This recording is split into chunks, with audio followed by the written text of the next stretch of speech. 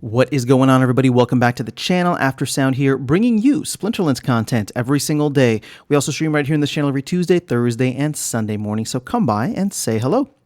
All right, guys, I want to talk about why I personally have not bought or, started playing with any Rebellion cards. Now, I did buy a bunch of packs. I got some of the airdrops, or I should say promo cards, and I'm using them, but not really, honestly.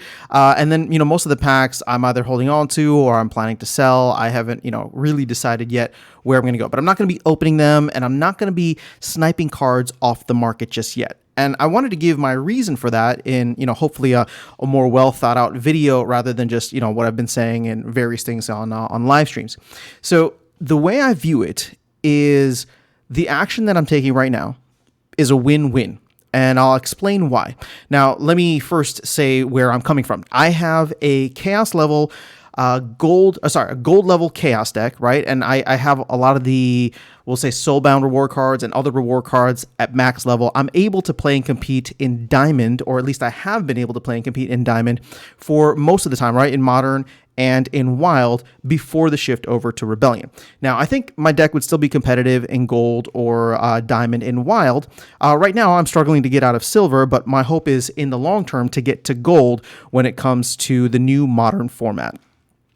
So that's kind of where I'm at. I have a decent amount of gladiators. I have a level 3 Koro, which is important, right? I have a level something, Katrelba, and so my gladiators are pretty good.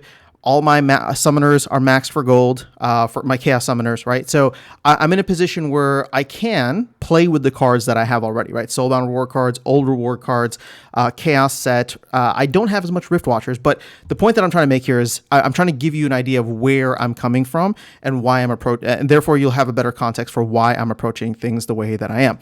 I don't need cards right now. At least I don't see a need for cards. Once I start getting beaten by a lot of the Rebellion cards, I'll probably start taking a closer look and saying, okay, you know what, that would be a good addition. But I'm not anticipating to do that for maybe a couple of months. I don't even know, right? We'll have to wait and see how the FOMO kicks in. But here's the reason why I call it a win-win strategy, okay? The first way. Let's say this follows something similar to chaos. I don't think it will, right? At least not to the same level. But let's say things cool off because right now there's low liquidity, high scarcity, high demand. High scarcity, high demand for these cards.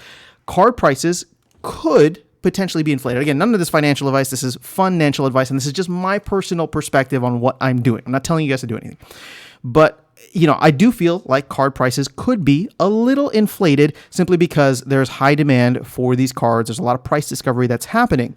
So there is a chance, right, on one side of things that the card prices go down over time. And because I have a sizable collection that's playable already, have the patience to be able to wait it out, right? No judgment on anybody that doesn't have the patience. No judgment on anybody that wants to compete at the highest levels on day one, right? I totally get that, and I think that's awesome. That's what this game is all about, and it shows why it's a game, because people want to compete. For me, though, that's not the most important thing right now. I like playing the market. I like kind of seeing where the opportunities are. And, for me, I'm willing to take this chance. So the one win is that card prices are higher now than they will be in, say, 2 to 3, maybe even 6 months from now. And so if things do cool off, right now crypto is super hot, but if things do cool off, and my macro is kind of thinking that Q1 is going to be a little bit slower, not just in Splinterlands, but all around crypto, then there'll be an opportunity for me to come in. It'll just be patience, maybe, opportunity cost of not playing at the higher levels earlier on. But again, that's a roll of the dice I'm willing to live with. So in that sense, that's win number one. On the other side, what's win number two of this win-win scenario? Let's say that card prices don't come down. Now, there's only two other options, right? Card prices stay the same or they go up.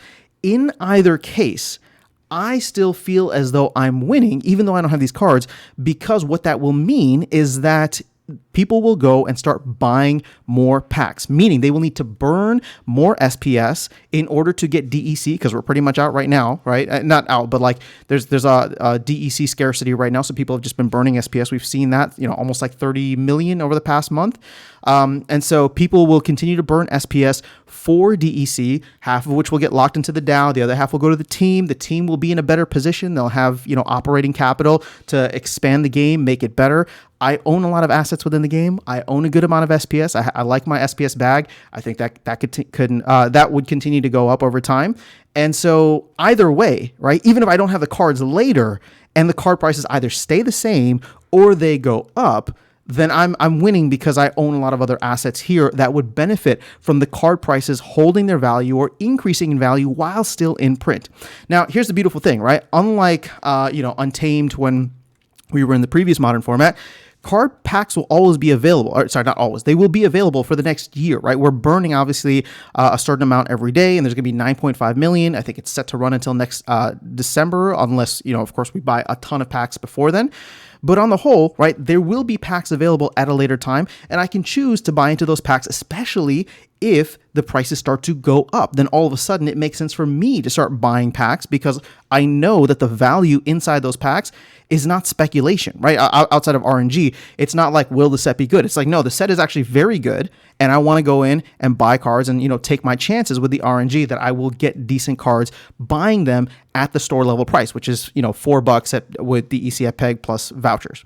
So in a way, right, if I'm playing the game patiently, if I'm playing this scenario, I should say patiently, which is what I'm trying to do, then ultimately it ends up being a win-win. Either I get the cards, either I get the cards cheaper later, or I get the cards, the cards go up in value or they stay the same, but asset prices across the board will start to improve as we start to feel the scarcity of burning SPS for DEC getting locked up, the team, hopefully with more operating capital, able to expand more on the game, other areas, Soul Keep, Land 2.0, other game modes potentially. There's a lot that could happen. So in a way, that's in a nutshell, right? That's the win-win kind of approach that I am viewing this through right now, and that I'm planning to at least do for the next, we'll call it like month or so. If I FOMO and buy cards before the end of January or something, yeah, come back and laugh at me because that's just what FOMO is, right? But for the most part, I really want to see if things cool off between now and we'll say the end of January. And the reason I'm putting the end of January is because there's a lot of speculation about the Bitcoin ETF potentially getting approved in the US in early January. And that could lead to what I think will be, a sell and use event, right? And then we have a cooler or a cooling off in Q1. But that's macro. That's completely outside of this. This is just a game. That's just my own personal thing that I'm kind of following to see how it will impact with the trickle down effect of Bitcoin cooling off or market cooling off, Bitcoin cooling off, and then of course Splinterlands cooling off. Splinterlands could completely decouple, right? So there's that as well. And gaming could, absolutely take off next year too. So there's so many different factors. I'm just kind of giving you why I am doing the things that I'm doing, why I'm holding off. And I still view it as a win-win scenario. So let me know your thoughts in the comments below. If you have gone heavy, please explain why. If it's outside of FOMO, if you think that these cards are going to go up in value. If you're waiting like me, but for different reasons, would love to hear that as well. But that is all I have for you guys in this video. Otherwise, I'll catch you all in the next one and see you around the game. Take care.